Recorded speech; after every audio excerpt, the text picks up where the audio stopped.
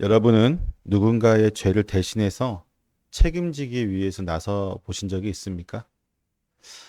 음, 대표자의 성격을 띠고 있다면 아마 한두 번쯤은 그런 경험을 했을 수도 있고 아니면 뭐 평생 못했을 수도 있는데 어떤 단체, 어떤 무리, 어떤 공동체에서 책임을 맡은 사람은 자신이 죄를 짓지 않는다고 할지라도 공동체의 누군가가 아니면 내 막내가 형제들도 마찬가지겠죠.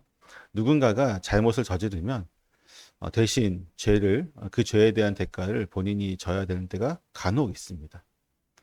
하지만 현대 사회에 와서 그런 것들이 좀 많이 무너졌죠. 현대 사회는 좀 개인주의가 강하죠. 공동체보다는 개인주의가 강하니까 어, 어떤 이 공동체 안에서 누군가가 잘못을 지었다고 하더라도 그것을 당연하게 그 공동체 대표가 짓는 것은 맞지 않다라고 또 생각하는 게 또 현대 사회이기도 합니다. 그럼에도 불구하고 어쩔 수 없이 책임을 져야 할 때가 있죠. 하지만 이제 우리는 그 질문 앞에서 대부분은 어떻게 하냐면 한 발 물러서려고 합니다. 될 수 있으면 내가 책임을 지지 않으려고 하죠. 심지어는 대표로서 역할, 본인이 당연하게 이 문제에 대해서 대표자가 되어서 책임을 져야 됨에도 불구하고 한 발 빼는 경우도 많이 보게 됩니다. 예를 들어서 우리가 누군가가 잘못했을 때에 그 단체의 장이 함께 물러나야 된다라고 막 얘기를 하지만 끝까지 안 물러나시는 분도 계시죠. 그런데 사실 기독교 안에서 이것은 하나님에 대한 사랑의 표현이기도 하고 이웃에 대한 사랑의 표현이기도 합니다. 누군가의 죄를 대신해서 지는 것. 1941년에 제2차 세계대전이죠. 그 당시에 나치의 정말 악명 높은 수용소가 있었죠. 여러분 다 아실 텐데 아우슈비츠 수용소라고 있습니다. 한 번쯤 들어봤을 겁니다. 여기에 한 명의 죄수가 탈출을 하게 돼요. 아우슈비츠 수용소에서 죄수 한 명이 탈출하니까 독일 군들이 화가 나서 보복을 하는데 어떻게 보복을 하냐면 당시 아우슈비츠에 있었던 수용소에 있었던 사람들 중에 무작위로 10명의 사람의 이름을 불러서 그 사람들을 굶겨서 죽이려고 합니다. 그때 이제 어떤 사람의 이름이 불리게 되는데 그 사람이 울면서 나오면서 나에게는 아내와 어린 아이들이 있으니까 제발 좀 살려달라고 울부짖게 되죠. 그때에 어떤 사람이 조용히 나와서 내가 이 사람 대신 죽겠습니다라고 했던 사람이 있어요. 이 사람이 누구냐면 마시밀리아노 콜베라고 하는 사람인데 폴란드 출신의 사제입니다. 카톨릭 사제입니다. 그는 자신이 지은 죄도 없었죠. 그렇지만 책임질 이유도 없는 그 상황에서 불쌍한 그 한 사람의 생명을 지키기 위해서 자진해서 죽겠다고 나선 것이죠. 그리고 실제로 그는 2주가 넘게 굶어서 결국은 마지막에 죽게 됩니다. 제가 찾아보니까 이분이 그 성인의 반열에 이렇게 올라가는 것 같더라고요. 카톨릭에서는 순교자로. 그가 대신 죽은 사람의 이름이 누구냐면 프란치세크요. 프란치세크 가조브니책이라는 사람이에요. 이름 좀 어렵죠. 이 사람을 대신해서 이 콜베가 이제 돌아가셨는데 이 가조브니책은 매년 이제 콜베의 죽음을 추모하면서 이렇게 얘기를 합니다. 그는 내 생명을 대신 책임졌고 나에게 두 번째 삶을 주었습니다. 여러분 누군가를 위해서 대신 죽을 수 있을까요? 심지어는 사랑하는 가족, 뭐 내 아내나 남편 아니면 자식이 아니라 정말 모르는 사람인데 그의 안타까운 처지를 듣고 대신 죽는다. 거의 사실은 불가능한 일이죠, 거의. 그러한 일을 하시는 분들이 있어요. 되게 믿음 안에서 하나님 앞에 신실한 부르심을 받은 분들은 가끔 이런 일들을 합니다. 우리가 오늘 마주할 창세기 44장은 이와 비슷한 이야기가 나오고 있습니다. 형제의 잘못을 대신 짊어지고 아버지의 고통을 외면하지 않고 누구도 나서려고 하지 않는 자리에 기꺼이 나서는 유다의 모습이 보입니다. 과거에는 그가 동생을 팔았던 자리에서 그 모든 상황을 외면했던 유다가 이제는 책임을 지는 자리에 나아가려고 하고 있죠. 하나님은 지금도 우리에게 이런 질문을 던집니다. 너는 누군가의 고통 앞에서 멈춰설 수 있겠느냐? 책임을 피해 도망가던 그 자리에서 이제는 남기로 결단할 수 있겠느냐라고 물으시면 우리는 어떻게 대답할 수 있을까요? 이 말씀을 통해 우리가 오늘 진실하게 하나님 앞에 설 수 있기를 소망합니다. 그리고 예수 그리스도의 십자가 앞에서 참된 책임과 사랑이 무엇인지 다시 배울 수 있게 되기를 소망합니다. 본문을 좀 더 들어가 보면 요셉의 집 문이 다시 열리고 형제들이 들어가게 되죠. 그런데 성경은 그들을 형제들이라고 부르지 않고 본문은 뭐라고 얘기하냐면 유다와 그의 형제들이라고 얘기하고 있어요. 히브리어 원문은 이들이 함께 들어오는데 복수로 그들이라고 쓰지 않고 단수를 써요. 단수. 단수 동사를 사용하는데 복수의 형제들이 들어오고 있지만 이 장면의 주인공이 누구라고 하는 거예요? 유다라고 하는 것을 보여주고 있습니다. 그러니까 지금부터 이어질 대화라든지 모든 것들은 누구를 중심으로 돌아가는 거예요? 유다. 여기엔 뭐 여러 가지 뜻이 있습니다. 이것만 가지고도 뭐 1시간 넘게 설교할 수 있는데 되게 여러 가지 뜻이 있지만 중요한 것은 지금 베냐민이 은잔을 이제 훔친 범인으로 몰리게 된 상황 속에서 이 모든 것을 이제 헤쳐나가는 중심 인물로 유다가 등장하게 된 첫 번째 이유는 뭐냐면 그가 아버지에게 데리고 올 때 선언했기 때문이죠. 내가 책임지겠습니다.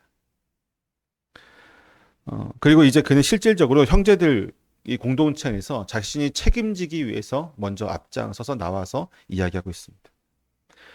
요셉 앞에 이제 세 번째로 서게 된 형제들은 온몸을 땅에 엎드립니다.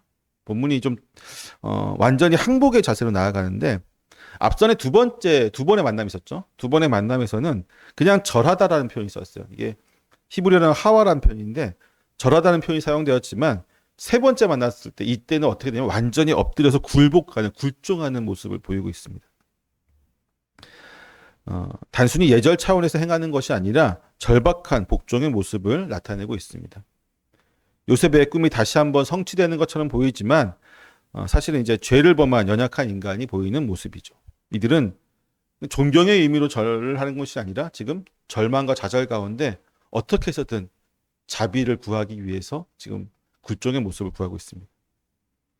이렇게 자신이 앞에 굴종의 모습으로 엎드린 형제들에게 요셉은 분노에 찬 듯이 연기지만 그렇게 얘기를 하고 있죠. 너희가 어찌하여 이런 일을 행하였느냐? 나 같은 사람이 점을 치는 줄을 알지 못하였느냐라고 묻습니다. 요셉의 질문은 형제들의 행동을 비난하기보다는 오래된 죄가 아직도 풀리지 않았다는 사실을 암묵적으로 환기시키는 말입니다. 그것은 그들의 양심의 그 한복판에 불을 지피는 말이죠.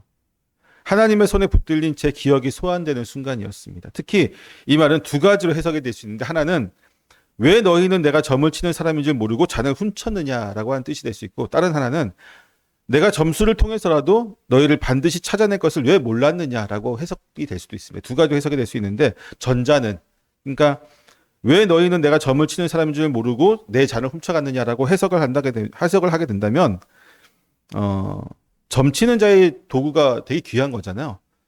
심지어 애굽의 총리의 어떤 점 치는 도구였기 때문에 이게 굉장히 귀한 것을 훔쳤기 때문에 큰 공포를 준 건 엄청 귀한 것을 너희가 훔쳤지 않았느냐 하면서 공포감을 심어 주었다면 후자의 해석은 그거죠. 내가 점수를 통해서라도 누군가한테 밝혀냈을 것을 왜 몰랐느냐라고 하는 해석이 되면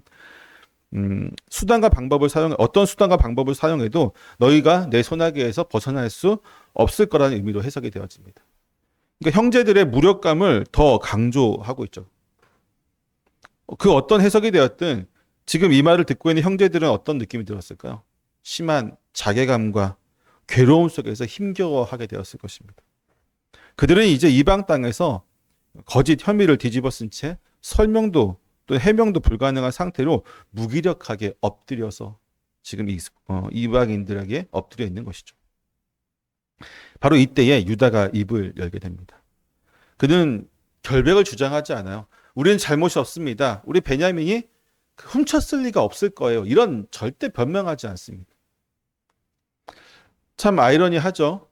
사실 이들이 변명하려면은 너무나도 많은 변명을 할 수 있을 겁니다. 그렇죠? 우리가 몇 번을 살펴봤고 우리가 오기 전에 또 확인도 했었고 우리가 정말로 같이 있었고 베냐민이 혼자 나가서 그런 것을 할 리가 없고 여러 가지 변명을 하려면 충분히 논리적으로 할 수 있었을 텐데 절대 변명하지 않습니다. 그는 오히려 뭐라고 얘기하냐면요. 하나님이 종들의 죄악을 찾아내셨으니 우리가 무슨 말을 하리이까라고 대답하고 있습니다. 여기서 죄악이라고 이제 죄악은 지금 일어나고 있는 은잔 사건만을 가리키는 게 아닙니다. 은잔 사건만을 가리키면 충분히 변명할 수 있을 텐데 그는 하나님이 종들의 죄악을 찾아냈다. 이렇게 얘기하고 있습니다. 유다는 지금 형제들이 과거 요셉에게 지은 죄, 즉 아직 회개하지 못한 과거의 범죄가 이제 하나님의 손에 의해서 드러났다라고 고백하고 있는 것입니다. 그는 은잔이 발견된 상황을 보면서 이건 사람이 꾸민 일이 아니다. 하나님이 우리의 죄를 드러내신 것이다라고 지금 고백하고 있습니다. 유다가 사용하는 이제 찾아냈다라고 하는 동사 역시 은잔이 발견되었다고 반복되는 표현과 연결되어지는데 즉 유다는 지금 은잔이 발견된 것처럼 자신들의 죄가 어떻게 드러났다. 발견되어졌다라고 이야기하는 것이죠. 또한 유다는 자신을 포함한 우리 모두가 다 당신의 종이 되겠다고 이야기를 하고 있습니다. 베냐민의 억울함에도 불구하고 공동체 전체가 이 모든 죄를 함께 짊어지겠다고 고백하는 것입니다. 여러분 과거에 그들이 요셉을 팔았을 때 그 누구 하나 책임지는 자리에 나아가지 않았습니다. 다 회피했죠. 그들의 아버지가 요셉의 피 묻은 옷을 보면서 그렇게 울부짖고 애통하고 했을 때에 그 누구도 아버지를 위로한 적이 없었습니다. 그러나 지금 유다는 뭐라고 얘기하냐면 비록 우리 모두가 훔친 것은 아니지만 우리 모두가 죄인입니다. 라고 하면서 함께 책임을 지는 자리에 나아가겠다고 형제들 모두가 함께 공동체로서 같이 책임을 지겠다고 이야기하고 있습니다. 그런데 요셉은 이 말을 단호하게 거절하죠. 17절에 보면 그는 거절하고 있습니다. 그는 은잔이 발견된 사람 즉 베냐민만이 종이 되어야 한다라고 이야기합니다. 나머지 형제들은 각자 자기 집으로 평안히 돌아가라 이렇게 얘기하고 있어요. 은잔이 발견된 사람만 종이 되고 나머지는 평안히 아주 좋게 내가 놔줄 테니까 어떠한 꺼리낌 없이 너는 죄가 없지 않느냐라고 하면서 그냥 돌아가라고 이야기합니다. 언뜻 보면 이 말이 되게 공정한 것처럼 보이죠. 죄 지은 사람에게만 죄를 묻고 나머지에게는 내가 죄를 묻지 않겠다. 공정한 말처럼 보입니다. 죄가 있는 자만 책임을 지고 죄가 없는 자는 자유를 얻는다는 것은 사실 너무 당연한 일이죠. 그러나 이 사실 요셉의 내면은요. 지금 공정함을 말하고 싶어서 이렇게 이야기하는 게 아닙니다. 그 형제들에게 결정적인 시험의 자리를 마련하고 있어요. 너희가 어떻게 하는지 좀 보겠다 이거죠. 요셉이 말하는 평안히 돌아가라.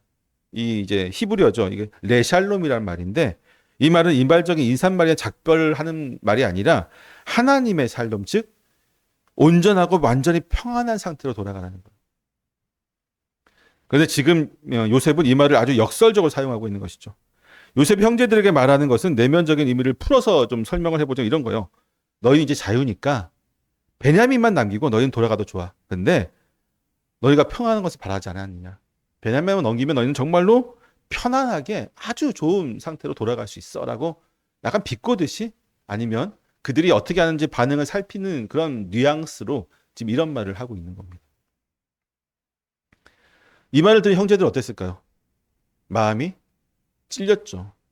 지금 괜찮아. 베냐민이 어차피 범인이잖아. 너는 평안하게 하나님이 주시는 완전한 평안함을 가지고 돌아가.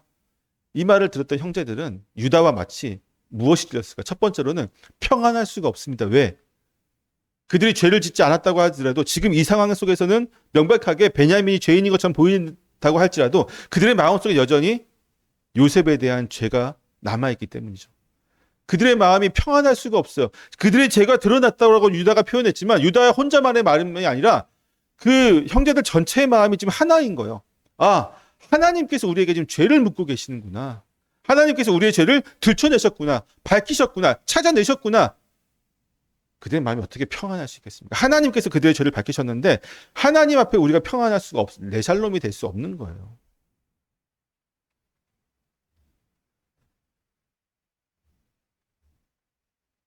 요셉은 이방 땅에 홀로 남겨졌고 형제들은 요셉 없이 자기들만의 삶을 살아갔습니다. 그리고 지금 비슷한 장면이 지금 연출이 되어지고 있죠. 이번에는 또 다른 라헬의 아들 베냐민이 홀로 남겨질 위기에 처해 있습니다. 이제 형제들이 평안한 길을 다시 한번 요셉 때와 마찬가지로 평안하게 돌아갈 수 있는 길이 열렸지만 그렇지 않다는 것이죠. 요셉은 강요하지 않습니다. 협박도 하지 않습니다. 그저 말없이 그들이 어떤 선택을 하는지 보고 있는 거죠. 이전과는 다른 결정을 할 수 있을지, 형제들의 마음이 어떻게 변화되었는지, 그대로인지, 나를 팔았을 때와 내 동생이 지금 또다시 이방 땅에 홀로 남겨졌을 때 그들의 선택이 어떤지를 지금 보고 있는 것입니다. 침묵을 깨고 유다가 다시 한번 요셉에게 나아갑니다. 이전에도 그랬지만 이번에는 더욱 분명하게 형제들의 대변인으로서 이 지배자 앞에 나아가고 있습니다. 유다는 가볍게 입을 연 것이 아니었습니다. 그는 말을 꺼내기에 앞서 온 마음을 다해 애원을 준비하고 있었습니다. 그리고 그의 발걸음과 그 자세는 이미 자신을 낮추고 겸손히 엎드린 태도를 그대로 보여주고 있죠. 그는 자신을 당신의 종이라고 낮추어 말하면서 요셉에게는 내 주여를 반복하고 있습니다. 나는 종이고요. 당신은 내 주님입니다. 라고 반복해서 부르면서 지금 벌어지고 있는 상황이 베냐민의 문제뿐만이 아니라 자신의 가족 전체, 더 나아가 아버지의 생명과 직결된 문제임을 지금 호소하고 있어요. 유다는 지금 요셉에게 아버지 야곱과 동생 베냐민에 대한 이야기를 설명해 나가고 있습니다. 이는 창세기 내에서 동일한 사건에 대한 네 번째 진술입니다. 처음에 42장에서 한번 냈고요. 9절에서 20절, 그리고 29절에서 30절에서 똑같은 얘기를 하고 43절, 2절에서 14절, 그리고 이제 본문에서 똑같은 얘기를 네 번째 반복하고 있습니다. 이 장면이 얼마나 중요한지를 얘기하는 거죠. 네 번이나 반복했다는 것은 사실 구속사적으로 이 장면이 되게 중요하다는 것을 의미합니다. 특히 유다는 형제들, 아버지 그리고 자신들이 했던 말들을 인용하면서 이야기의 긴장감을 높이고 있습니다. 그가 인용하는 문장 하나하나는 사건의 진실을 드러내는 그의 간절함이 묻어나오고 있는 것입니다. 유다는 요셉의 질문으로부터 이야기를 시작을 합니다. 그들이 처음 애굽에 왔을 때 요셉은 가족에 대해 물었고 자신들은 아버지와 막내 아우가 있다는 사실을 이야기했습니다. 여기서 유다는 베냐민을 그의 노년에 낳은 아들이라고 표현하고 있어요. 이는 요셉에 대해서 이제 사용된 표현을 떠올리게 합니다. 그리고 여기에 사용된 히브리어가 있는데 이 표현은 나이가 어린 그런 것이 아니라 아버지가 여전히 품 안에 있는 아이처럼 여겨지는 그 모습을 좀 보여주고 있어요. 그러니까 어리다라는 표현보다는 아버지가 정말 사랑하는, 끼고 있는 아들, 아버지의 사랑을 온전히 받고 있는 아들이라는 표현입니다. 유다는 그가 얼마나 아버지의 보호를 받고 있고 또 보호를 받아야 하는 존재인지 또 아버지가 그를 얼마나 아끼는지를 여러 번 반복해서 이야기하면서 요셉의 마음을 좀 돌리려고 하고 있죠. 또한 유다는 요셉에게 자신의 입장을 또 과도하게 포장하지 않고 또 위험한 지수를 피하지 않으면서 이야기하고 있어요. 그는 요셉이 죽었다라고 얘기하죠. 지금까지 형제들은 그를 더 이상 이제 없다라고 이렇게 애둘러서 죽었다는 표현보다는 애둘러서 이렇게 표현을 했는데 이번에 유다는 명확히 그가 죽었습니다라고 표현하고 있습니다. 물론 그는 사실을 알고 있었기 때문에 더욱 마음 아픈 진술이었을 것입니다. 동시에 이것은 요셉에게 자신이 사라진 이후 아버지의 삶에 어떤 상처가 남겨졌는지를 처음으로 듣게 되는 순간입니다. 유다는 마치 요셉을 돕기라도 하듯이 그날에 있었던 모든 일들을 대변하고 야곱의 상실과 슬픔에 대해서 자세하게 설명해 주고 있습니다. 그리고 유다는 30절에서 결정적인 말을 꺼냅니다. 30절을 한번 같이 읽어볼까요? 시작.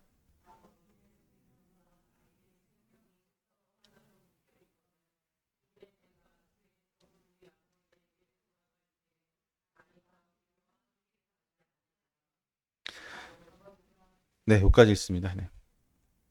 아버지와 아이의 생명이 어떻게 있다고요? 하나로 묶여 있다라고 이야기하죠. 여기 묶였다라고 사용되는 히브리어가 카샤르라는 말인데 두 존재가 실존적으로 얽혀 있다. 완전히 이렇게 하나같이 되어 있다라고 하는 의미입니다. 마치 한쪽이 끊어지면 다른 쪽도 무너져 내릴 수밖에 없는 상태입니다. 이는 이제 다윗과 요나단의 관계를 묘사할 때도 요 단어가 사용되었거든요. 그만큼 이제 함께하는 단어인데 유다는 이어서 만약 자신들이 아이를 데리고 돌아가지 않는다면 아버지는 반드시 죽게 될 것이다라고 말합니다. 이 표현은 이제 42장 38절에서 야곱이 처음 말한 경고의 반복이기도 하고요. 실제로 그 상황이 현실로 닥쳐오고 있음을 강조하고 있습니다. 유다는 지금 죽을 수밖에 없다는 단어 하나로 아버지의 슬픔과 가족의 파탄을 요약해서 지금 나타내고 있는 것이죠. 그러니까 베냐민 한 명이 돌아가지 않음을 통해서 우리는 평안할 수 없음을 분명히 얘기하고 있는 거예요. 이 아이 하나 때문에 아버지는 죽게 될 것이 반드시 죽게 될 것이고 우리 형제들도 다 그 고통을 나눠 가질 수밖에 없습니다. 유다의 태도는요, 과거 모습과는 완전히 다르게 되죠. 그는 더 이상 무책임한 제안이나 자기 중심적인 선택을 하지 않습니다. 오히려 그는 처음부터 끝까지 아버지의 마음 그리고 가족의 안녕, 동생의 생명을 다 자기 말 속에 묶어서 요셉 옆에 설득하기 위해서 그를 베냐민을 변호하기 위해서 계속해서 노력하고 있습니다. 유다는요 누구를 탓하지 않습니다. 베냐민의 무죄를 강조하지도 않았고 형제들의 결백을 주장하지도 않았습니다. 다만 이 상황이 아버지를 파괴할 것이라는 사실 하나로 모든 것을 설명하고 있습니다. 그가 말하고 싶었던 것이 아니라 그는 이해받고 싶었던 것이죠. 그러니까 누군가에게 우리가 설득을 할 때에 논리적으로 되지 않을 때가 참 많이 있습니다. 어떤 사람들은 논리적인 것 자체를 거부하는 사람들도 있어요. 왜냐하면 논리적인 것은 결국은 설득을 당하는 것인데 이상하게 우리 한국 사람들 중에 몇몇 사람들은 설득당하는 게 지는 거라고 생각하는 사람들이 되게 많아요. 내가 설득당하는 게 지는 거라고 생각해서 지기 싫다라는 그 어떤 감정 때문에 끝까지 버티고 심지어는 논리적으로 설득당했음에도 불구하고 감정적으로 그것을 거부하는 사람들도 많이 있습니다. 때문에 사실 설득의 가장 필요 조건은 뭐냐면 공감이에요. 공감. 그리고 이해시키는 거죠. 유다는 지금 요셉 앞에서가 아니라 자기 자신 앞에서 진심을 꺼내놓고 있는 것입니다. 내 진심을 온전히 꺼내놓지 않으면 사실 공감도 형성할 수 없고 이해가 시작되어지지도 않습니다. 유다는 마지막으로 자신의 책임에 대해서 꺼내고 있습니다. 동생을 데려오지 못하면 아버지 앞에서 영원히 죄인이 되겠다고 자신이 약속했다고 얘기합니다. 그는 이미 그 맹세를 아버지 앞에서 했고 지금은 그 약속을 지키기 위해서 요셉 앞에 서 있습니다. 여기서 담보라는 말이 사용되는데 이 담보는 자신이 대신 죄인의 자리에 서서 그 결과까지 온전히 감당하겠다라고 하는 의미를 가지고 있어요. 생명을 담보로 한 헌신이 이 단어에 속해 있습니다.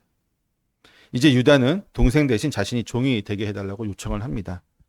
그는 동생을 고향으로 돌려보내야만 한다고 확신하고 있습니다. 그것이 형으로서 그리고 형제들의 리더로서 감당해야 될 책임이라고 여긴 것이죠.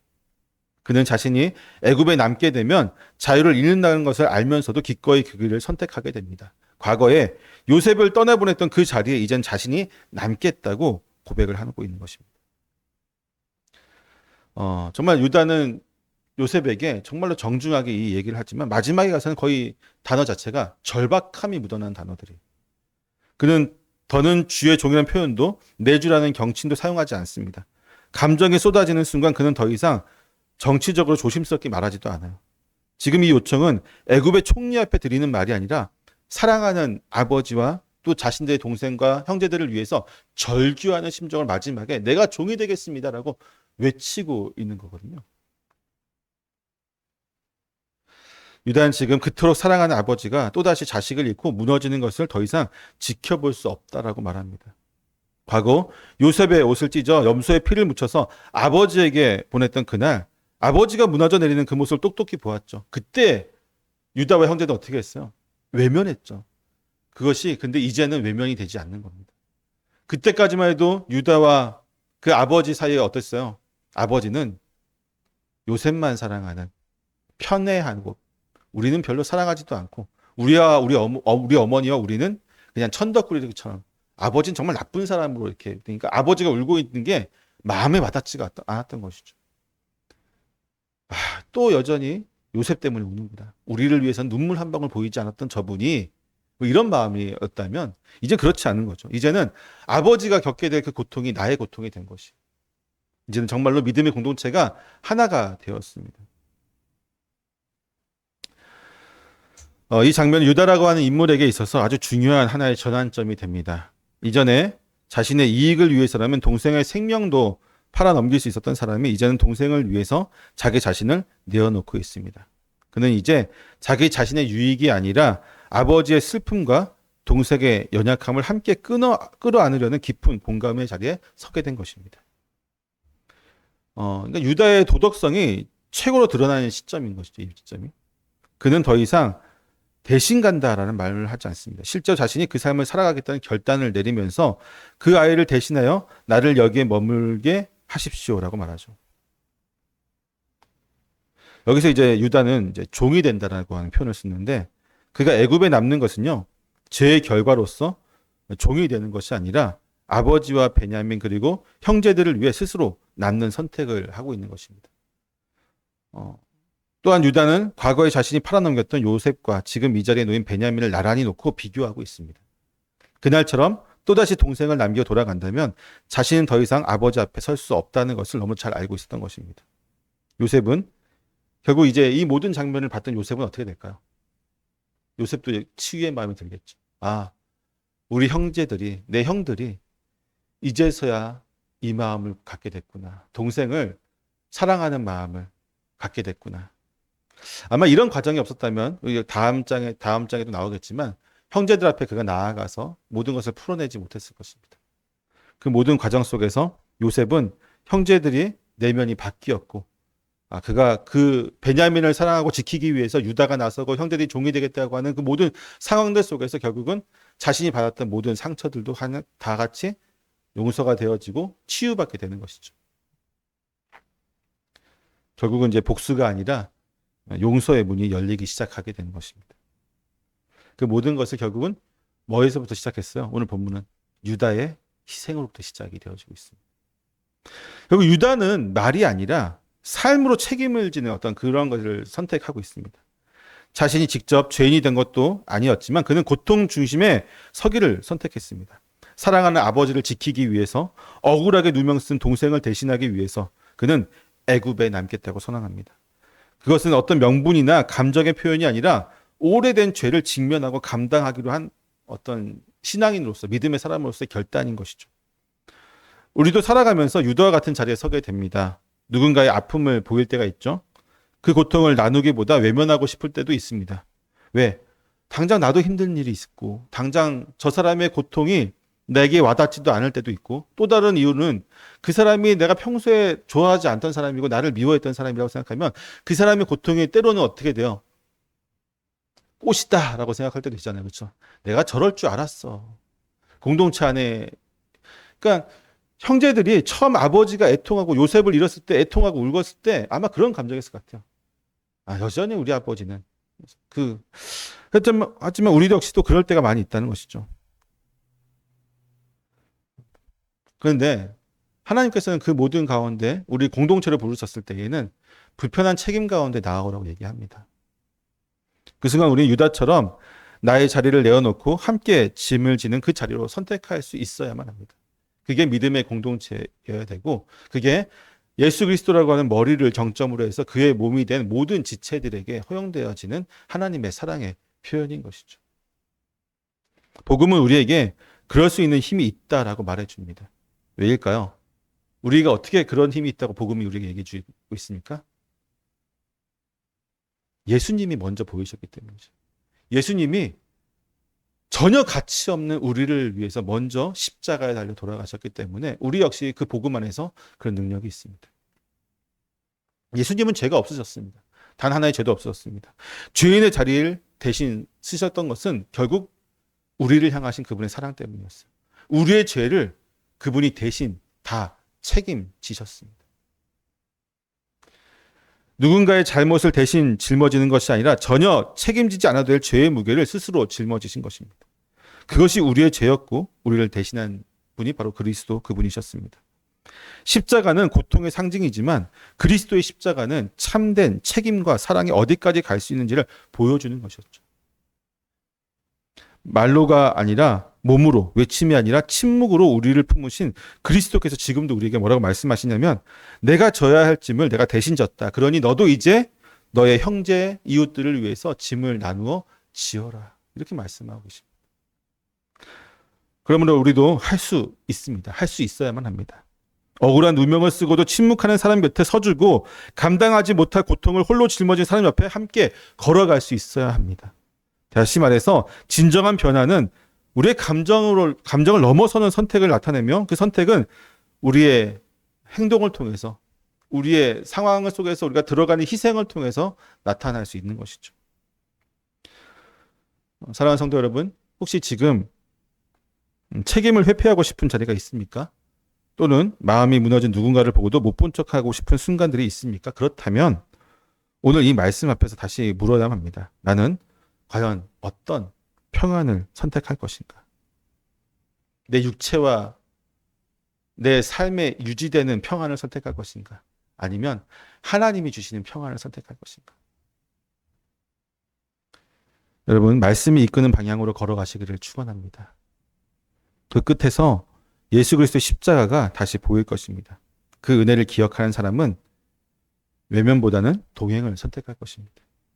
거리보다는 품어냄을 또한 선택할 것입니다. 하나님은 그 자리에서 새로운 회복과 변화의 시작을 여실 것입니다. 사랑하는 형제 자매를 위해서, 주의 몸된 교회를 위해서 우리가 하나된, 그리고 주의 사랑으로 그 희생이 아름다운 열매를 맺을 수 있는 저와 여러분 되시길 축원합니다. 기도하겠습니다.